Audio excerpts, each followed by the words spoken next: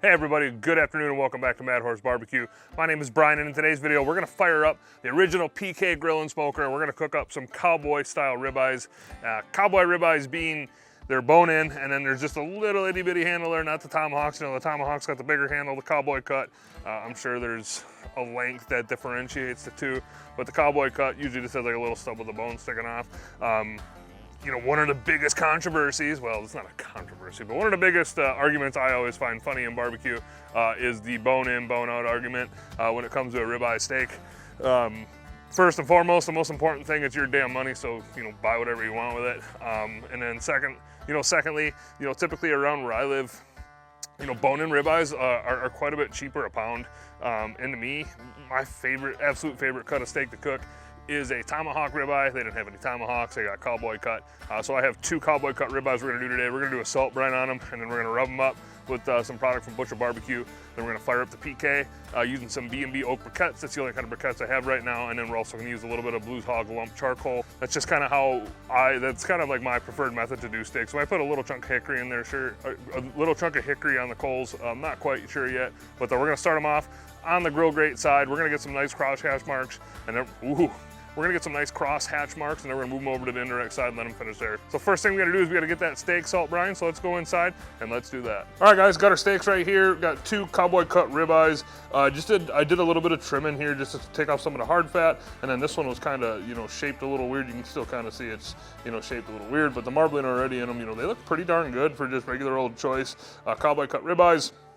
For all those of you out there that don't like the cowboy cut or the tomahawk ribeyes because you're paying for the weight of the bone, just some perspective here. These steaks were $9.99 a pound, and then the thick cut or regular cut ribeyes that they had there were, I believe they were $18.99 a pound. So these are $8 cheaper a pound, and typically that's how it always is around here with the bone-in ribeyes. They're always usually at least, I'd say $5 to $8 cheaper a pound. So got our cowboy cut ribeyes here. Got a little bit of coarse kosher salt. We're just gonna do a dry brine. So I'm just gonna take a little bit of salt. I'm just gonna sprinkle it on here. And you can do this overnight. I usually never do it overnight. I've done it a few times overnight, and I personally don't care for it. I more or less like a 6 or 7 hour brine, and that's what we're gonna do on these. So once you get the one side done, just kind of give it a little pat. A pat-pat-pataroo, one could say, and then flip it, and then get the other side as well. Okay, that's gonna be good. I'm gonna go ahead and throw these in the refrigerator, and we'll pick back up probably when we're starting up the PK. All right, guys, first things first, we're gonna get the charcoal going. I like doing it right in the PK, both bottom vents open. I have 2 wax cubes right there. They're kind of just stacked right on top of each other, so light the cubes, and take my chimney and put it right over there. Let this burn probably for about 15 minutes and pick back up when we're dumping the coal. All right guys, coal's been burning for about 20 minutes now. Go ahead and dump it into the PK.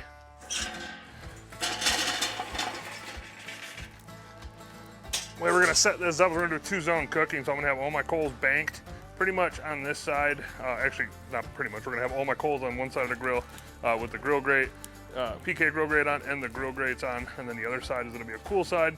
Once you got them spread out how you want, I'm gonna go ahead and take some of this Blues Hog lump and put it right over it.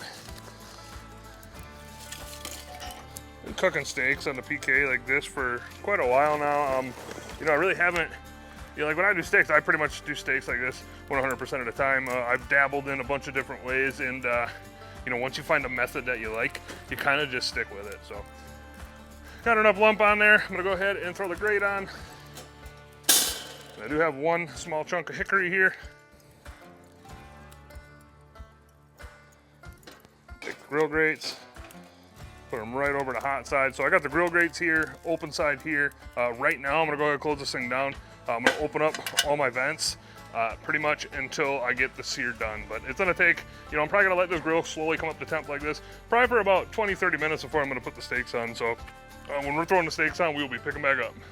All right, these steaks have been in a salt brine now for about 5 hours. Pulled these things out about probably about 20 minutes ago, because you know, when a cut of steak is this big, I like taking them out of the fridge and letting them sit out for about an hour before I throw them on. So go ahead, rub these things down. Rubs we're gonna be using today are both by Butcher BBQ. We're gonna be using the Grilling Addiction and the Steak and Brisket Rub.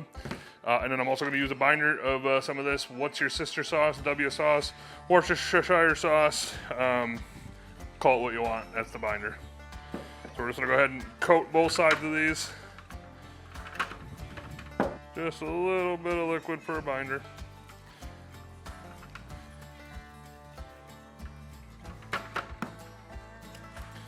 hit it with both the rubs. A good pat. It's a thick cut of steak, so I'm also gonna get the sides, little binder. Same thing on the other side. Give it a pat, and then I'm just gonna go ahead and let these things sit out until it's time to cook. Probably got about an hour and a half right before the grill's ready to go. So these will be sitting out right on the countertop until it is time to go. So next time we pick up, we'll be done at the PK. All right, guys, back down at the PK. Time to put the steaks on. Now, the thing we got going on right now is the one steak is quite a bit bigger than the other one. So I'm gonna do the bigger one first, move it to the cool side, and then do the smaller one in an attempt to have these steaks both finish at the same time. So I'm gonna do the bigger one first. Put it smack dab right in the middle of the grates. I'm gonna use the steak weight because I do like cool lines. I'm gonna give it a 5 count. Leave that weight on. Let it go for 1:20. All right, 1:20 is up. Go ahead, take the steak off for a sec.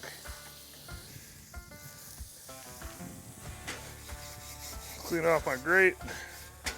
This method of cooking a steak is 100% optional. Like I said, I've been doing it this way now for a while, and I really like what I get out of it, so that's how I do it. Same thing, steak down, give it a flip, 5 seconds, close it down, let it go for another 1:20. All right, 1:20 is up, do the same thing, steak weight off. Steak off, clean the grate. Give the steak a coat of cooking spray. And then when we put it back down, we're gonna move the bone 45 degrees. So the bone was facing here, now it's gonna be facing here. And that's how we're gonna get our crosshatch. Steak weight on for 5 seconds. Close it down, let it go for another 1:20. All right, 1:20 is going up, same thing. Steak off, clean those grates. Give it a coat of Pam. Give it a flip. See, we got our nice 45-degree marks there, that's what I like. And again, if you don't want the crosshatch marks, you don't have to have them, so. 5 count. Put her down, another 1:20. All right, final 1:20 is up. I'm gonna go ahead and move this steak to the cool side of the grill. Go ahead, clean our grate, and cook the other steak. This one we're cooking the same exact way, so I'll probably get this one cooked, and I will pick back up when we're moving it over to the cool side. All right, timer's going off on the final flip here. Go ahead and get this steak moved over to the cool side too. Kind of sort of just like this. Once I got it moved, I'm just gonna go ahead and check the internal temp quick. Using my Thermopen 1. Check it right in the middle. Got one sitting at about 67, bigger one. Sitting at about 69, so that should be pretty good. So I'm gonna go ahead and close this thing down, and I'm gonna let them finish off on this one. I'm gonna go ahead and do is I'm gonna get it kind of set up for just, it's set up for 2-zone cooking, but right now I got all 4 vents wide open. So what I'm gonna go ahead and do is I'm gonna close the vent on top of the coal all the way, and then I'm gonna close the vent under the steaks all the way. So then I got the vent right under the coal open and the vent right here open, so that heat should work its way across this grill and through the steaks. So I'm gonna let these things finish out just like they are, and we will be picking back up after I got them in and I've got them rested. All right, guys, we are back and it's time to eat. We've got the tomahawk ribeye sitting right here. That's pretty hot still, but there she be, looking pretty dang good. Real quick, did like a 5-hour salt brine on it. And then you can see how I got the lines. You know, we did about 1:20 per turn.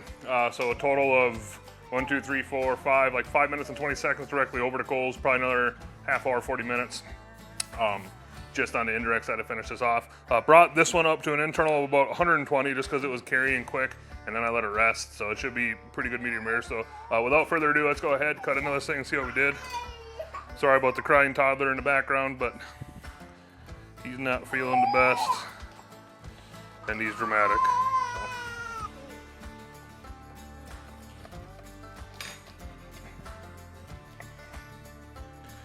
Take some slices, get the spinalis off.